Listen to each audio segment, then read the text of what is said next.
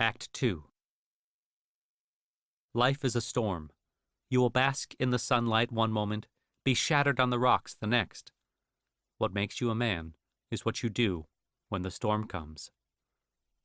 Alexandre Dumas, The Count of Monte Cristo. Chapter 12. The Spark. March 16th, 2013. A little after 7 in the morning.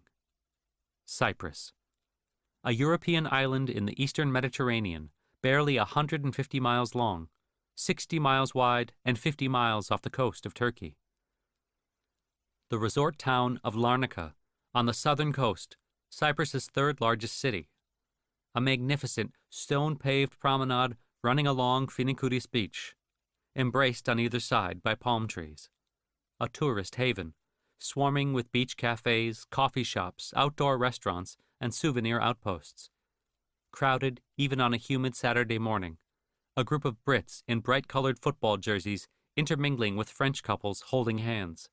American teenagers escaping their tour groups for a latte and a walk along the sand. And, of course, Russians, gregarious and loud and breakfasting in the restaurants and smoking cigarettes beneath the weeping palms.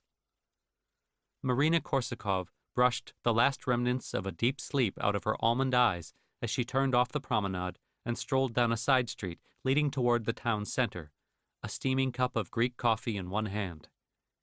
She had a bag of croissants in the other, enough for her family of 4, although she was sure that at least 2 of these pastries would be gone before either her husband, Nikita, or her daughter and son, Alexa and Mikhail, crawled out of their beds. It had been a late night the evening before. 3 neighboring families had been over for dinner, and the conversation had lasted well past even the adults' bedtime. The discussion had been about politics and money, as usual. Lately, every conversation in Cyprus seemed to revolve around politics and money. Marina figured that was to be expected when your country was on the verge of declaring bankruptcy. Marina had slept soundly when she'd finally gotten to her bed. Life was exhausting. Not just raising 2 children under the age of 9, but also dealing with her husband's daily woes. Although most Cypriots had a view of the local Russian community as being dominated by oligarchs and gangsters, most were like the Korsakovs, working people who had scraped enough together to immigrate to Cyprus because it was safer than Moscow, warmer than Russia, and part of the European Union.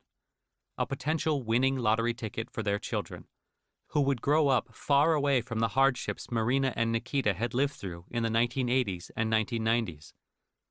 Despite her new country's problems, she trusted that everything would work out. This wasn't Russia. This was a modern European country, a meeting place of many ethnicities, religions, and ideologies, a melting pot that was also a beachfront idol. She liked to leave the worrying about politics and money to her husband and his friends. She was too busy building their life. As Marina reached the end of the alley leading off the promenade and caught sight of a large crowd on a corner across the street, she was suddenly reminded of an old Russian proverb: "The less you know, the more soundly you sleep." Even from a distance, she could tell that the crowd was agitated and growing by the minute. It was made up mostly of men. Some she recognized from her nearby neighborhood. Others were wearing aprons that marked them as workers from a cafe, or suits, which meant they spent their time in the office buildings or banks that spotted the narrow streets. At first, she thought about avoiding the group, but then she recognized someone, one of the few women in the crowd, a fellow Russian named Natalia, who, with her husband, ran a small clothing boutique next door to Marina's favorite bakery on the promenade. Crossing the street, she waved to catch Natalia's attention, spilling some of her coffee on her sleeve. Cursing at herself in Russian, she reached the other side of the street just as her friend stepped to meet her. "This is crazy," Natalia said. "I can't believe they're doing it. It's just not right." Marina realized that the crowd was in front of one of the many bank branches that speckled the beachside town. She immediately recognized the bright red signs of Leica Bank, the country's second largest. Most of the storefront was brick, with large glass windows, a double wooden door, and 3 ATM machines perched on the stone sidewalk out front. Marina counted at least 30 people lined up at the machines, not pushing and shoving yet, but clearly restless. "What is this?" Marina said. "It's the bank run before the bank run." Marina realized she probably should have been paying more attention during the protracted conversation the night before. She knew that things were bad, that Cyprus, like many of the more economically challenged nations of the EU, was in major debt, and that the continent's financial leaders had been meeting in Brussels to figure out how to handle the situation. But beyond that, she was no expert. Cyprus was out of money, but its economy hadn't totally cratered like nearby Greece, which was in the process of being bailed out by the EU through an austerity package, lowered salaries and entitlements across the board, fired government employees, shuttered businesses that had led to riots in the streets of Athens. Cyprus wasn't Greece. It was a small community of barely 1 million people. And besides, Cyprus had lived through troubled times before. They'd even survived a civil war between the Greek-dominated south and the Turkish-dominated north, which had resulted in the island being divided in two. Marina's husband, Russian that he was, had a habit of shouting that the sky was falling. But they weren't in Moscow anymore. They were part of the EU, the civilized world. In the civilized world, the sky didn't fall. Did it? Suddenly, a kind of groan went up from the front of the line by the ATMs, and word quickly trickled back to the edge of the crowd. "They've just run out," a man in a cream linen suit shouted. "The ATMs are empty. It's not even 8 o'clock. This is a disaster." "Can't you try another branch?" Marina asked. The man looked at her like she was crazy. "They're all empty, not just the ATMs. The banks, it's all gone." "He's exaggerating," another man said. "They aren't going to take all of it. Just a haircut. That's what they are calling it, a haircut." "You're a fool," the first man shouted back. "They've already announced that the banks will be closed on Monday and probably for the week. A banking holiday. Our money is gone." Marina felt the fear rising inside of her as she listened to the two men. Her family wasn't rich, not by a long shot. Her husband worked for his uncle's ceramics business, which was run out of Limassol, another resort town farther up the coast, where so many Russians lived that it was sometimes referred to as Limassolgrad. They had always been good at saving their money, a lesson they had learned growing up in Moscow, where things could turn ugly, and usually did, at the drop of a hat. They had put together a nest egg of a little over 120,000 euros, which, she now realized with a sinking feeling, was all in their account at Leka. She grabbed Natalia by the arm and pulled her close. "What's happening?" "The banks lost everything, and the EU won't bail them out, so instead they made a deal. They put up some of the money, but the banks have to come up with the rest.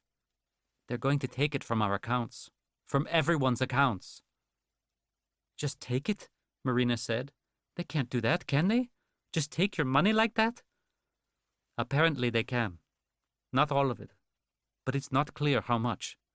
Right now they say 6% if you have under 100,000 euros and 10% if you have more. My husband says those numbers are lies. He heard that if your money is in Leka, you lose 50%. She pointed to the crowd amassed in front of the ATM machines. "ATMs are empty. They're going to keep the banks closed so nobody can pull their money out. They're calling it a one-time tax." "But this is theft." "In Brussels, they call it burden sharing.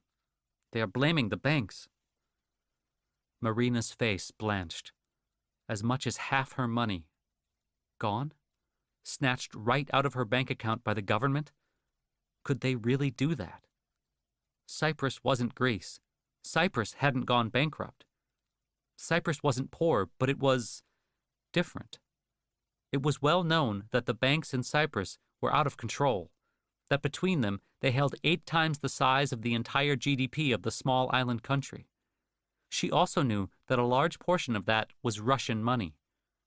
Cyprus had turned itself into a tax haven, charging 0 taxes, inviting money from everywhere, and had become the stomping ground of Russian oligarchs and mobsters who were looking for a safe place to put their ill-gotten wealth. Supposedly, more than $30 billion worth of Russian money had found its way into Cyprus's banks. A full two-thirds of all deposits over 100,000 euros were Russian. Apparently, the EU had decided to give that Russian money a haircut, and along with the oligarchs and the mobsters, innocent bystanders like Marina and the crowd on the street around her were going to suffer as well. "How could this happen?" Marina gasped. She was still clutching the bag of croissants and the coffee, so she couldn't look in her wallet. But she doubted she had more than 50 euros. At home, maybe her husband had another 100, 200 at most. How were they going to eat? What do you do when you wake up one day to discover that the money in your bank account is gone? That all you have is whatever's in your pocket? How do you survive? "I have to get home," Marina said, pushing past her friend and the crowd, which had now grown twice as large. The coffee spilled again at the motion, but she barely noticed. She needed to wake up her husband, to tell him that for once, he was right. The sky really was falling.